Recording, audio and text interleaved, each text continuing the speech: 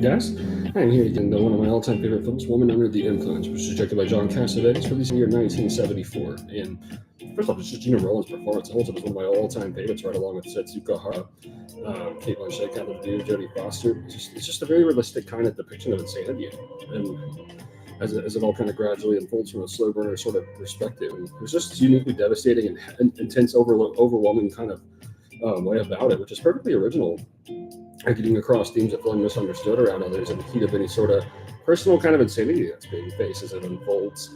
The surface itself is just a wonder from start to finish. And yeah, you could say like it's just kind of one of those you watch once a year because it's just so much. Cassavetes directing reminds me a lot of Paul Thomas Anderson and how it's always very emotionally like overwhelming and very dark. It always feels like something's going to explode at any second.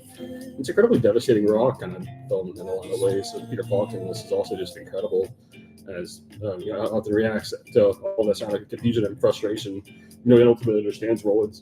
He just easily gets confused by her in social settings, which ends up just making Roland feel like she's just in a box all the way through, which just displays a lot of almost like psychological horror on what it feels like being misunderstood by just in a complete sense. There's this kind of modest tone that Cassavetes takes where he's displaying just something horrific as characters are just in an incredibly raw sort of state. And this is just one of Cassavetes' just most groundbreaking moments. I'd say all this is just very entertaining. It's got like this rich sort of like intensity about it all throughout, and it lingers all throughout in its own sort of way.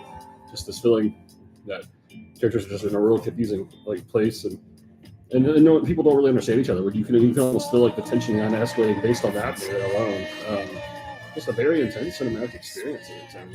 So just sort of by way of the dialogue and just the homely aesthetic. Yeah, this is strongly recommended from start to finish.